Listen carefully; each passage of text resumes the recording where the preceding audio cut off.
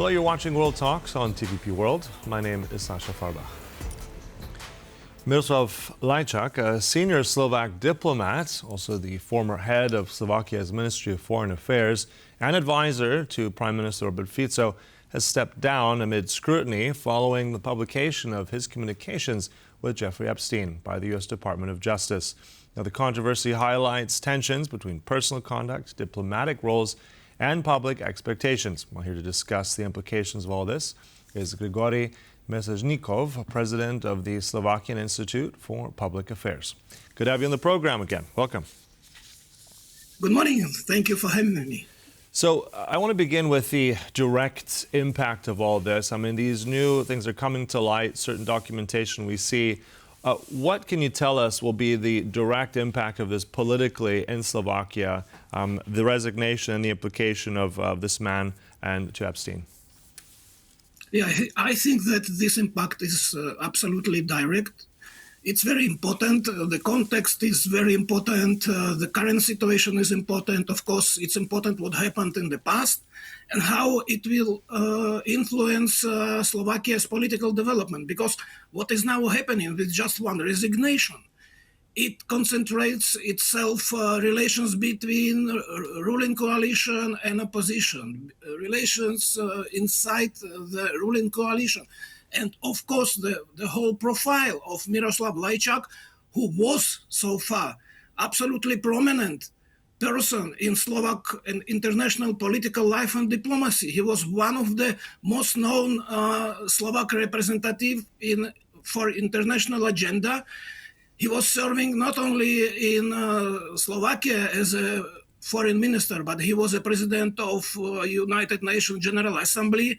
He was a special envoy in Balkan, and he served as an advisor to Robert Fico, Prime Minister Fico.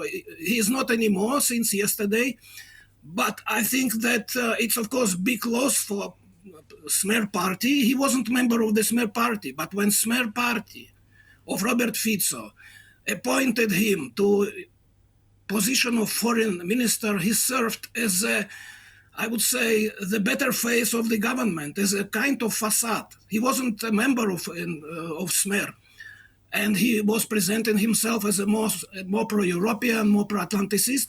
But now, for example, the explosive discovery that he was sending to Jeffrey Epstein, his SMS that he loved Minister Lavrov, and he was preparing the meeting of Steve Bannon with the European politicians or even Slovak politicians. So he was representing Slovak social democracy, formally this party's social democracy, but at the same time, in the clandestine, he was acting in completely different direction. Now we can see Steve Bannon and Miroslav Lajčák, according to Jeffrey Epstein, was prepared to give him credit and to organize his promo campaign in Europe. Right.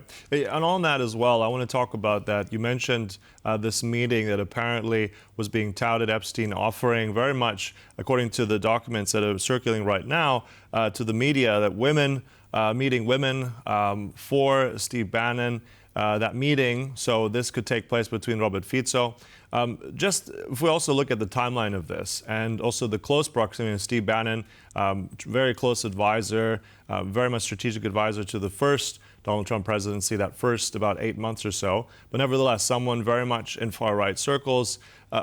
2 points there. What does that signify on how deep this goes, what the collateral damage out of this might be, and also what does that say about potentially other connections with Bannon and the far-right in Europe already back in 2017 until now?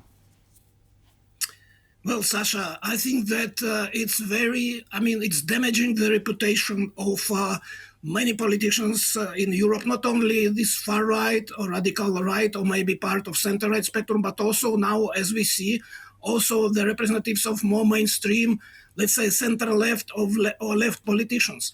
I think that it will increase the level of cynicism in European political life. Europe is now in a very hard situation. United Nations seemingly are withdrawing from its more active position in conjunction with the European Union toward the outside world. And now we see how these revelations, this discovery, which are damaging the reputation of European mainstream.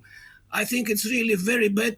Concerning Robert Fico is not, of course, absolutely surprising, because in the last years, Robert Fico is presenting rather his sympathetic relations and attitudes to European far right, but also to US far right. And if Robert Fico would meet with Steve Bannon today, I think that it will not surprise anybody, at least in Slovakia. Mm-hmm. But it's also, I want to get into the point you said that this advisor, Mr. Lajčák, prominent, well-known on the international stage for Slovakia. I think initially as well, Robert Fico had initially defended him. Then that was retracted and changed, and now he's resigned as well. But what kind of impact will this have, just because of the name association of Epstein to all this, to Robert Fico and his coalition? How's the coalition now going to be moving forward with this?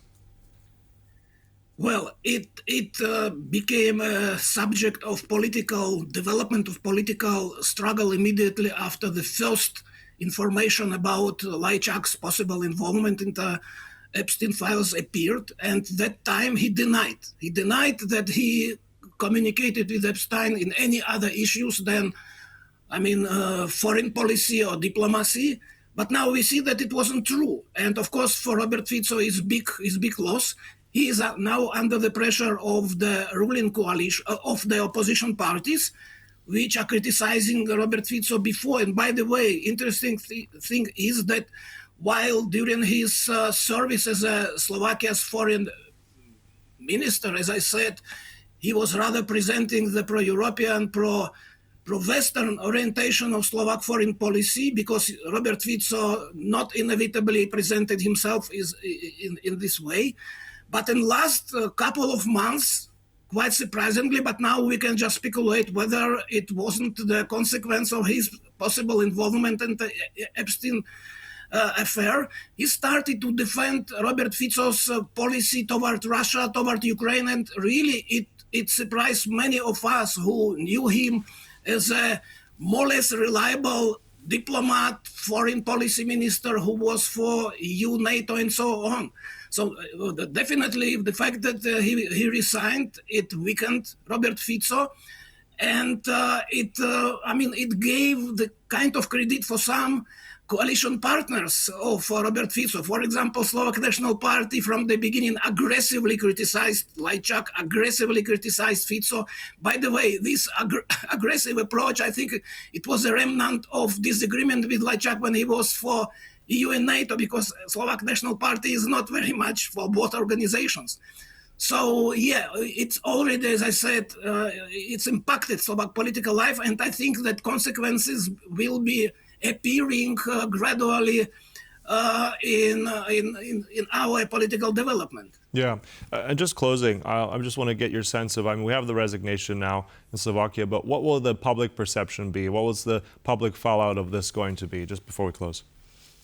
Yeah, Sasha, we will see. We will see public opinion polls. It's true that mostly the electorate of parties like Smer or Slovak National Party, they do not care very much about foreign policy. But in this particular case, it's not about only foreign policy. It's about personal profile. It's about personal, judgment. It's about behavior. And of course, this kind of arrangement of girls for prominent diplomat, I think that even today we see, I had opportunity to speak just with a couple of people, private persons, and not inevitably they were supporters of Smer, but I see how this case is very unpleasant for the ruling party, for Robert Fico, and potentially it can damage, it can even weaken the voting preferences of this party. Mm-hmm. All right, so interesting perspective there. Thank you so much for shedding light on this. So I guess Grigorij Mesežnikov, thank you so much. Thank you very much. It was my deep pleasure. And thank you for watching. That concludes World Talks, but stay right here on TVP World for more news and commentary. Goodbye.